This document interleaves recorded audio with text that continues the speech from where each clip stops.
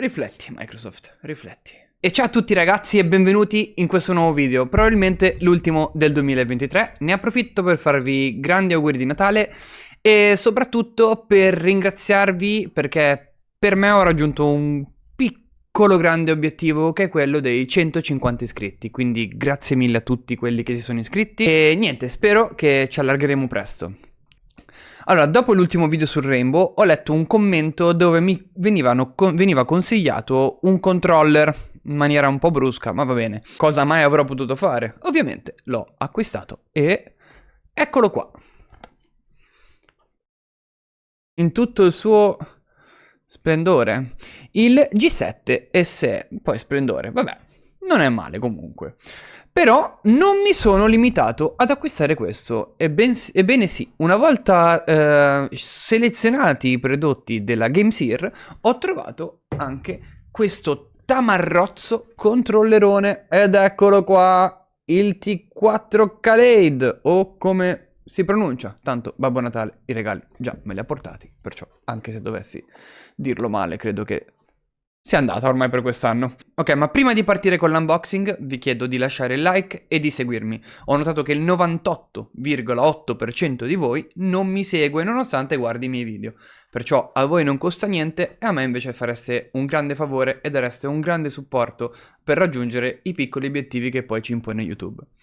E niente ragazzi, quindi via con l'unboxing. Ok, come vi ho detto andiamo direttamente all'unboxing. Ricordo per chi non l'avesse letto, insomma, che all'interno di questo controller G7 SE si avrà un mese, ok, di Game Pass gratuito, quindi sicuramente all'interno ci sarà un foglietto con la quale un codice con la quale riscattare questo Game Pass. Andiamo però immediatamente a vederlo. Non credo che sia un unboxing lungo. Ora apriamo da qui.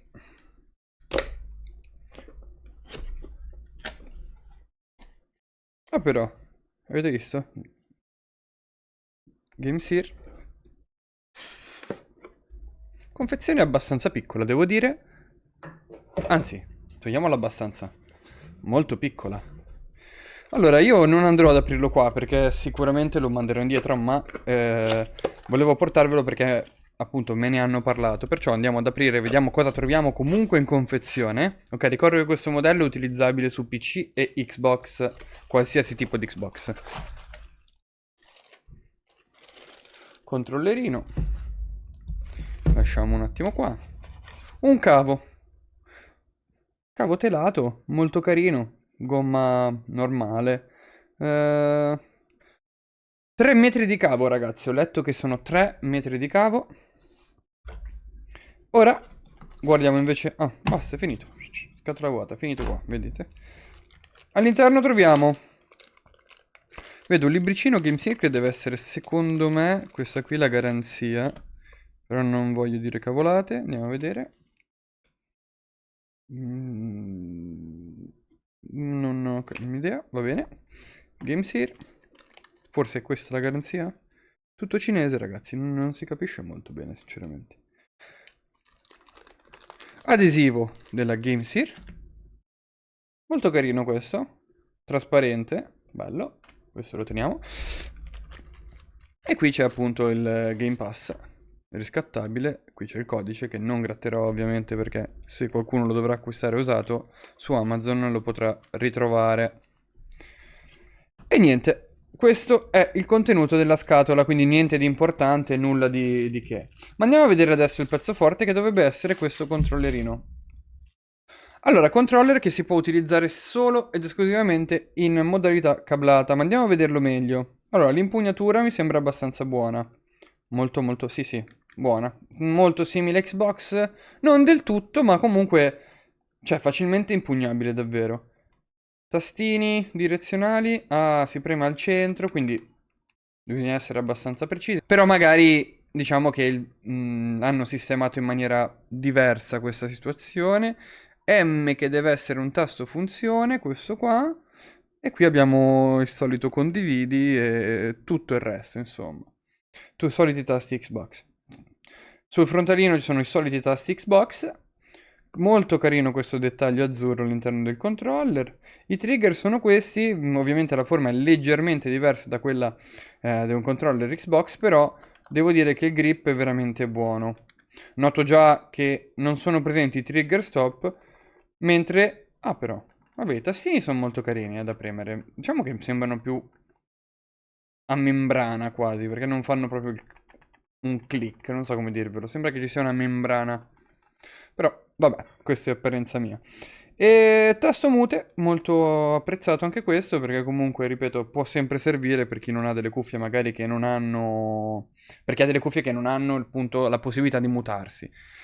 Detto questo, ok, particolarità di questo controller, il fatto che si possa personalizzare. Adesso non sono andato a guardare effettivamente se vendono mascherine o altro, però mi sembra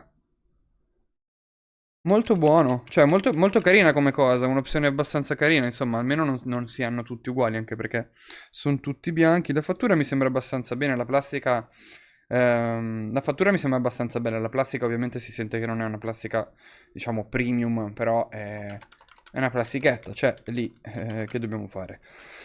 Gli analogici vedo già che si possono staccare. Quella...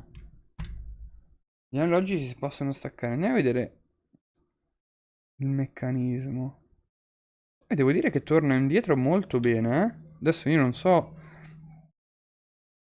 se li avete già provati anche voi, ma tornano indietro, cioè, in maniera immediata. Adesso volevo fare una prova, prima di andare avanti col video, che comprende questi SCAF qua, questi appunto analogici sostitutivi della SCAF. Adesso proviamo ad andare ad aprirli, vediamo, in realtà sono per quel controller lì, non sono per questo, però sapete, siccome non ci sono analogici sostitutivi più alti, concavi o convessi, volevo capire se si potessero... Wow. Vediamo. Uno di un colore e uno di un altro, ma... Sostituire... Beh, arrivati a questo punto... Minimo sforzo. Minimo sforzo e già girano benissimo, benissimo. Benissimo. Mamma mia. No, no. Dicevo comunque che sul retro troviamo appunto questi tastini con la quale possiamo andare a bloccare i tasti funzioni aggiuntivi. Ok, quindi così non si premeranno più e per esempio se vogliamo giocare a FIFA e non ci servono i tastini sotto, abbiamo la possibilità di fare tutto quello che vogliamo senza avere, insomma, disturbi in questo senso, senza che si schiaccino. Questa è una cosa molto apprezzata. Carina, idea carina, insomma, avrei preferito dei trigger stop che probabilmente sono un po' più utili per chi acquista questa tipologia di controller. Comunque, bando alle ciance, lasciamo adesso il G7 qua e andiamo immediatamente ad aprire invece il T4 Kaleid. Perdonatemi se non lo dico giusto, non so come si dica, come si pronunci esattamente. Allora, eccolo qua, T4 Kaleid. Così c'è scritto, così lo dico. Andiamo subito ad aprire, ripeto, come sempre aprirò da qua perché voglio che chi lo riceva successivamente, chi lo riacquisti, diciamo, abbia una confezione più idonea possibile, più non compromessa, diciamo. Ok. Questa qui è la solita scatolina, come possiamo vedere, cavetto anche qua. Andiamo ad aprirlo. Ok, allora, cavo più corto rispetto all'altro. Secondo me è più corto questo cavo qua. Adesso ve lo dico subito, andiamo a vedere le specifiche sulla scatola, ma... Ok, sì, effettivamente non viene scritto. Comunque questo qui ricordo che è un controller per PC, per Switch e per Android. Adesso non so su Android come si connetta, ma... Insomma, queste sono le sue funzioni, dice. Andiamo ad aprire qui la scatoletta. Ok, è uscito con un po' di forza. Lasciamolo qua un secondo. All'interno ci sono sicuramente le stesse identiche cose, perciò abbiamo sicuramente il solito adesivino Andiamo a vedere se è diverso rispetto all'altro, se è sempre lo stesso. Garanzia, scritte in cinese in tutti i modi. L'adesivo è sempre lo stesso. Il libretto di istruzioni che sinceramente non guarderemo affatto. Tanto sappiamo che esiste un'applicazione che tra l'altro dopo andiamo a vedere. Quindi via le scatolette e andiamo subito al pezzo forte. Questo controller qua mi interessa molto perché da quanto ho capito ha un input di 1000 Hz se non sbaglio. Allora, controller classico, normale, non c'è possibilità di toglierne analogici. L'unica differenza dall'altro credo che sia appunto il fatto che la scocca sia molto liscia. L'impugnatura sì, non è uguale all'altro, la forma non è precisamente la stessa. I tasti direzionali qua sono molto più cliccabili, ovvero non c'è il perno all'interno, scusatemi, qui all'interno esiste il perno, quindi non faremo fatica, siamo in momento di gioco per andare a decidere l'azione o cambiare input in sostanza, perché ci prenderà l'input che gli stiamo dando, senza storie strane, insomma. Tasto d'accensione, soliti tasti Xbox anche qua, direi. Questo dovrebbe essere il tastino per andare poi a programmarlo. E cosa interessante invece di questo controller sono proprio i tastini A, B, Y e X. A, B, Y e X perché cosa fanno questi? Non hanno la membrana e hanno un click come per farvi capire il mio mouse. Sentite? Faccio sentire il rumore.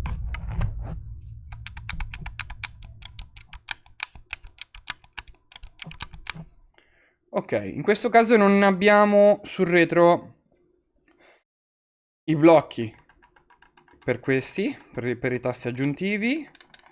Non abbiamo i trigger stop anche qua.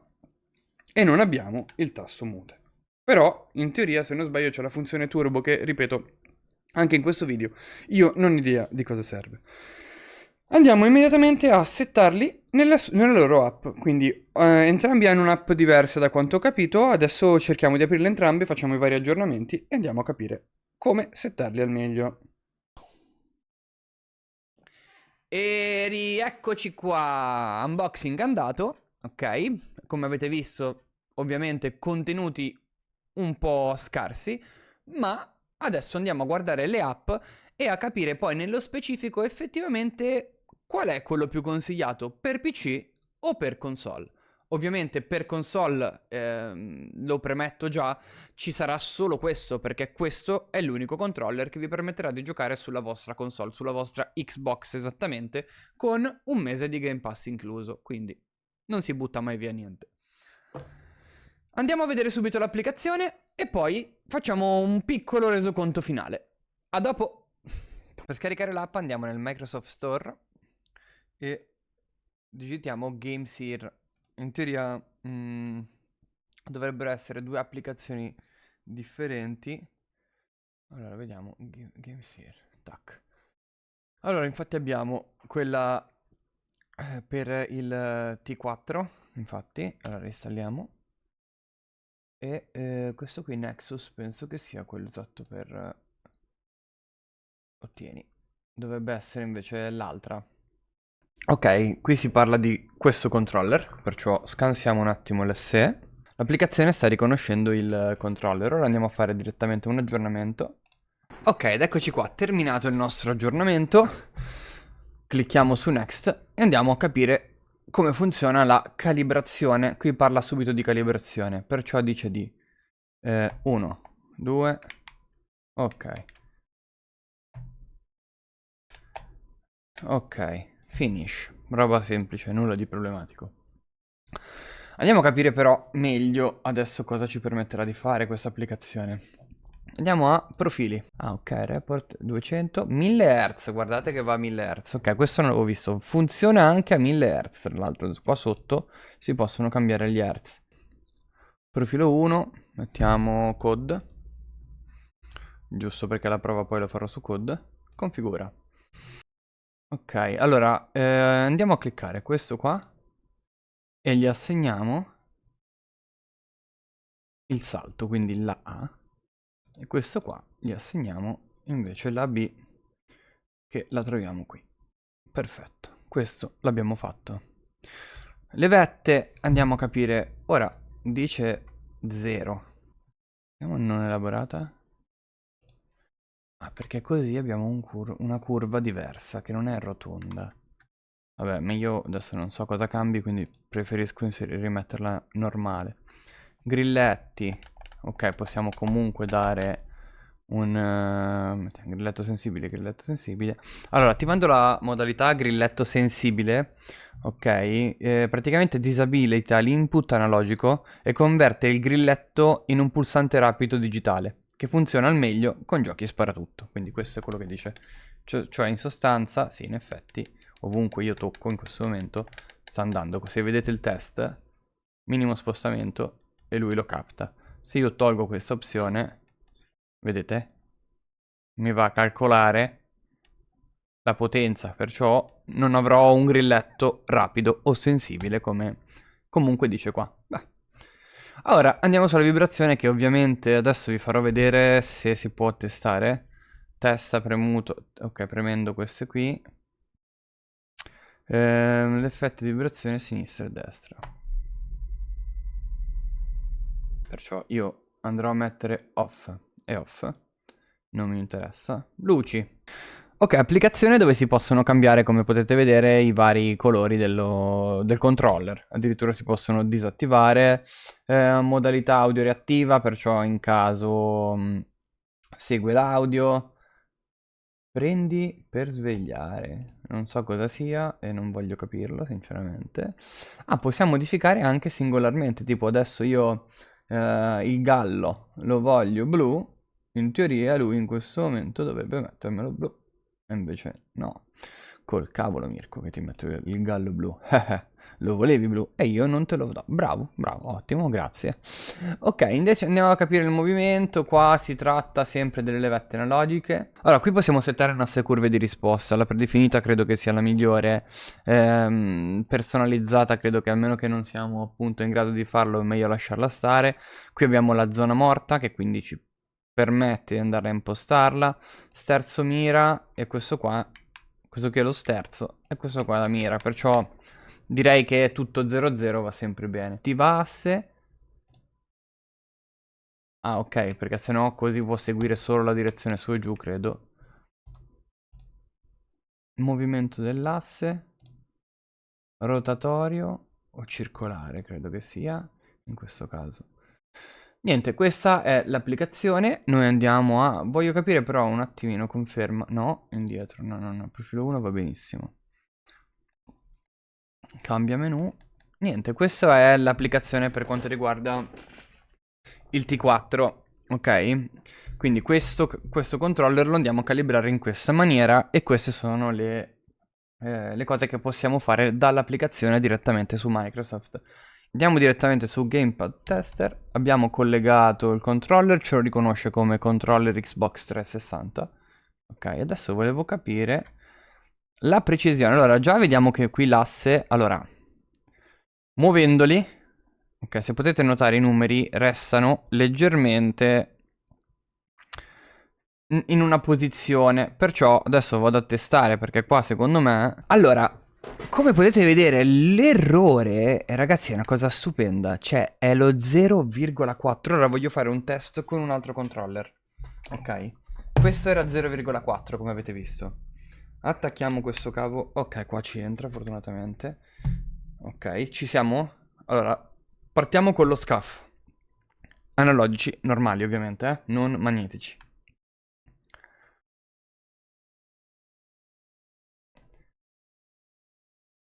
13,2.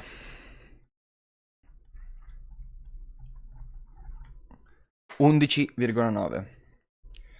Noto però, adesso che ci... Vabbè, dopo facciamo un'osservazione su questa forma. Tenete bene a mente la forma che ha la prova che ho fatto con questo controller.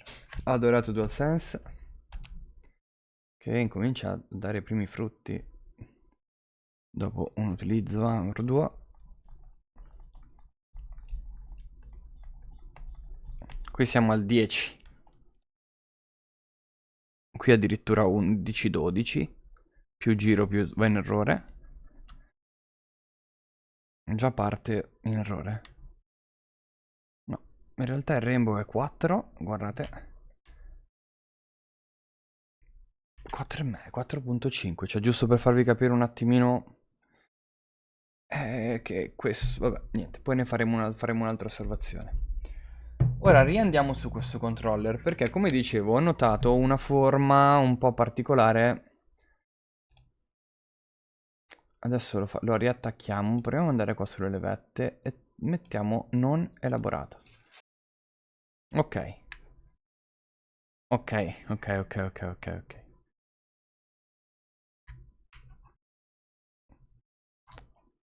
No, è inutile anche andare avanti. Allora, ho capito qual è la problematica e la differenza, ovvero... Ok, come dicevo, in sostanza l'impostazione che possiamo andare a regolare di questo controller, oltre agli hertz, è questa sorta di... come chiamarla? Qui la chiama curva, tra parentesi, non elaborata. Ok, qui infatti dice che la modalità non elaborata disabilita la zona morta radiale esterna, offrendo una precisione e una velocità maggiori in determinati giochi. Allora, quindi questa è la curva standard che noi abbiamo sostanzialmente sui nostri controller di base. Ok? Questa è su questo controller e se non sbaglio anche sul Rainbow.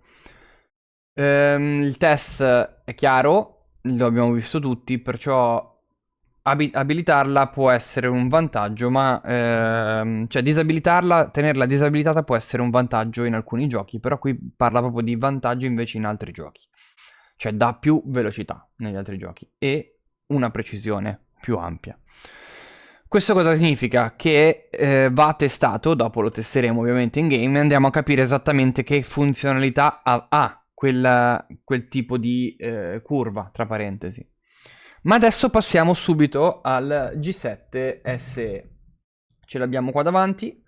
Utilizzerò lo stesso cavo, quindi non quello da 3 metri. Questo, ripeto, è molto corto rispetto a questo. In fase di unboxing avevo già notato che questo cavo era più lungo rispetto a questo qui nero che troviamo dentro il T4.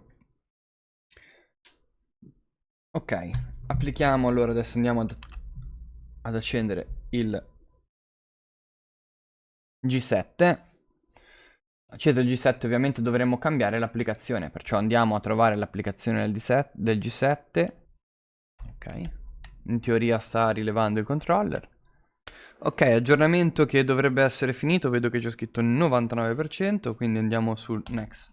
Andiamo a calibrare, penso che ci chiederà come nell'altro caso, ok? Ah, profilo 1, configura.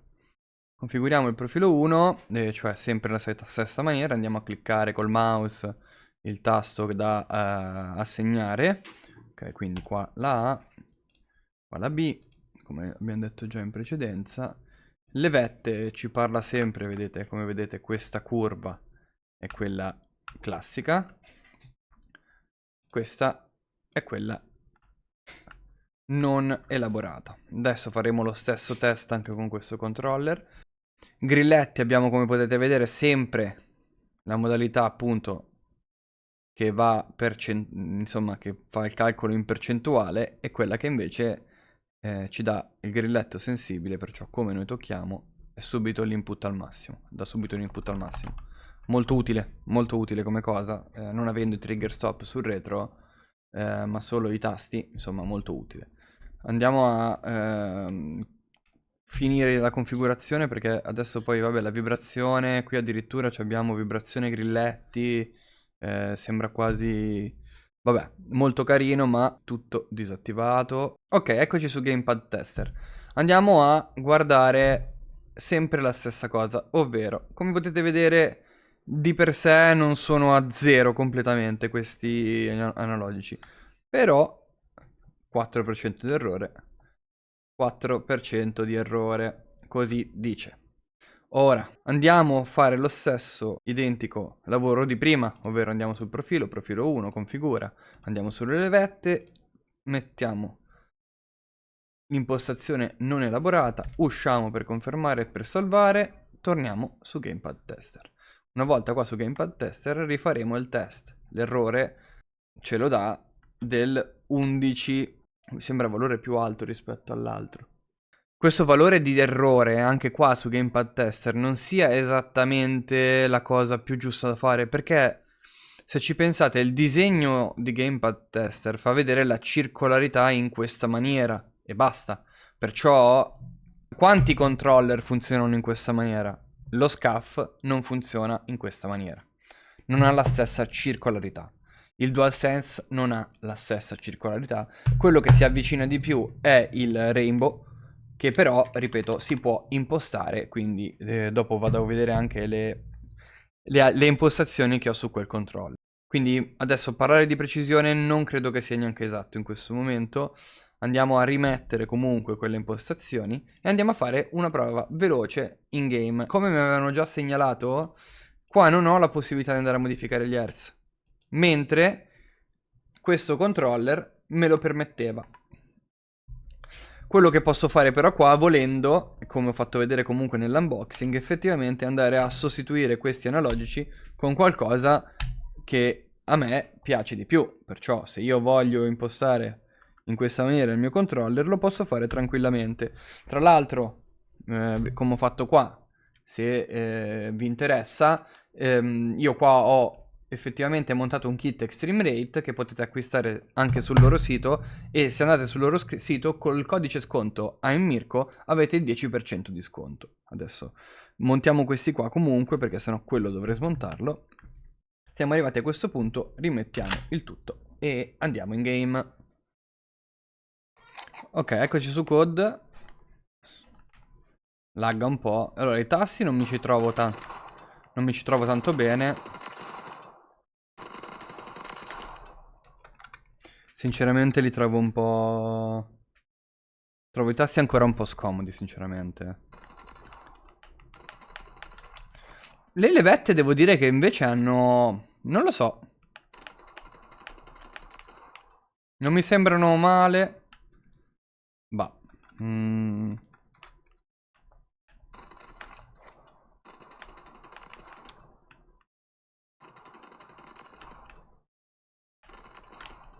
sembra che a volte prendano un segnale troppo forte e altre, vedete? E altre non lo prendano proprio. Proviamo a fare un'altra prova. Andiamo a togliere la zona morta. Zona morta io la metto a 0. Zona morta in effetti è 0, ragazzi, momentaneamente risulta 0, perché si vede che non sorpassa l'1. L'abbiamo visto prima nel test che abbiamo fatto. Perciò mettiamo a 0 e riproviamo la cosa.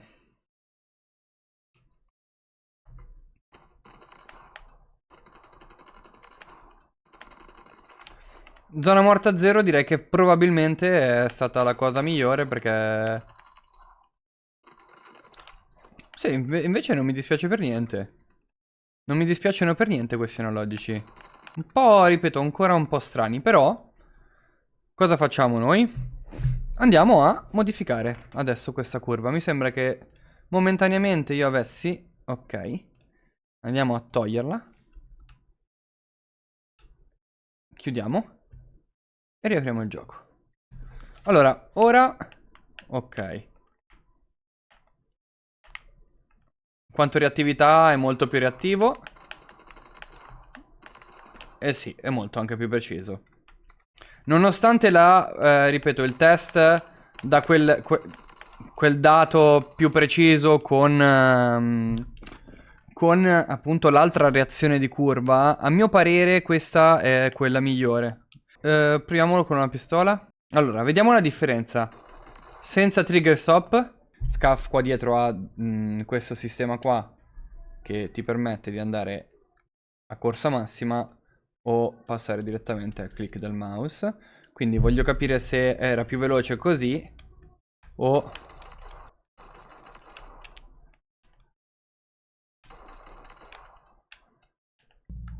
Questo è quello che io solitamente uso, quindi io solitamente uso questo qua Extreme Rate. E andiamo a vedere un po'.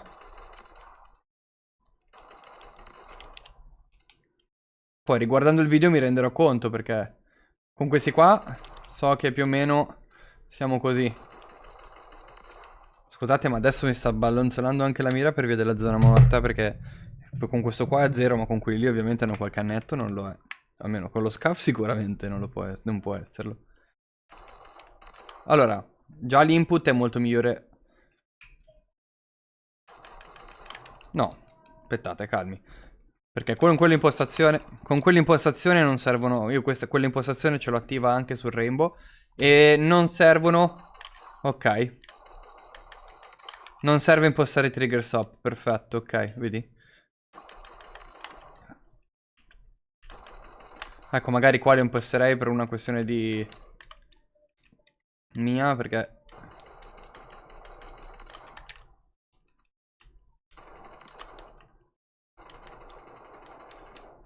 allora, è diverso comunque il cioè controllare un'arma con questi analogici è diverso rispetto a un altro controller, questo è sicuro. Ora passiamo però a lui, al take 4, che sceva siamo, madonna che ti dico io. Al T4 Khaled. Ora andiamo con lui, perché lui ha, mi sembra, la stessa impostazione. Wow. Apro l'app, scusatemi perché voglio capire se ha le impostazioni giuste, ma pili, andiamo a vedere. 1000 Hz, infatti quello si è notato subito. Immediatamente l'ho notato che era già 1000 Hz questo. Ha la curva normale, perciò la togliamo. Questi sono già impostati perfetto. Ritorniamo in gioco. Allora.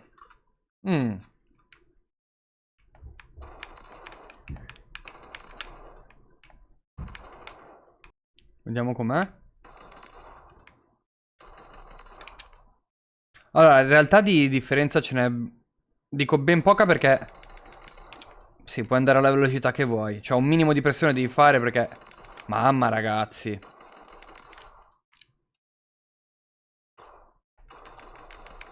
Proviamolo per favore perché sono veramente curioso di capire se è più preciso o meno, eh. Non ne ho preso uno alla testa.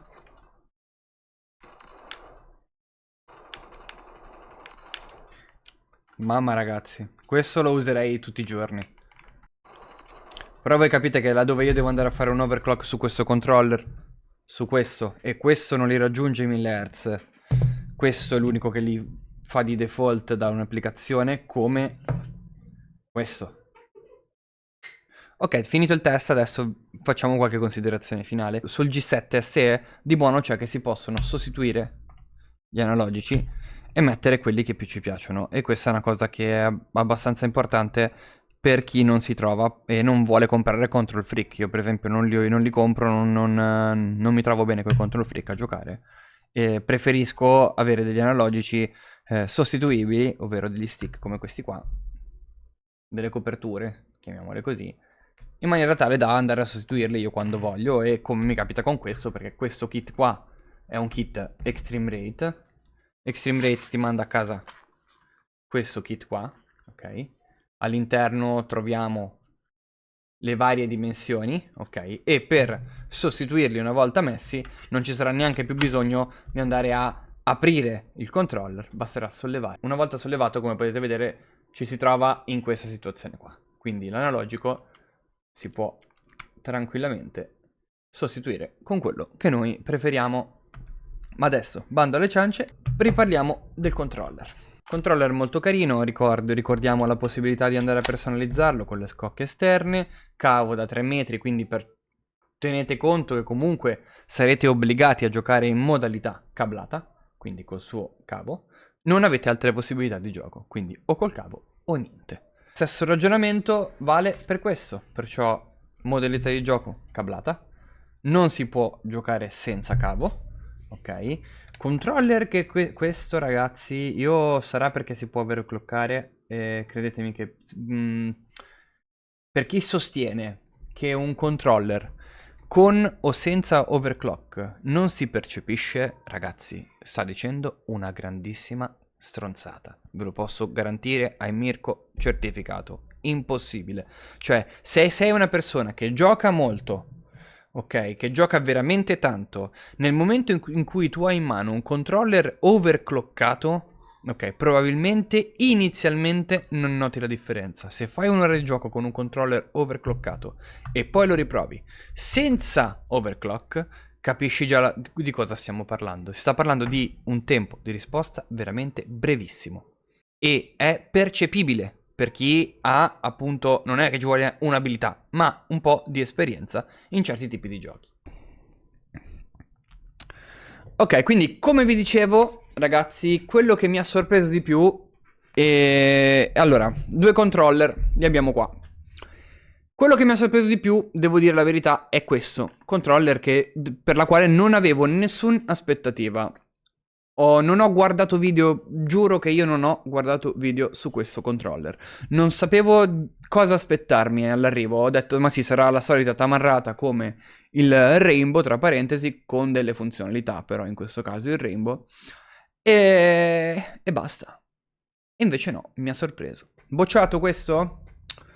Il G7 SE. G7 SE mi aspettavo qualcosa di più.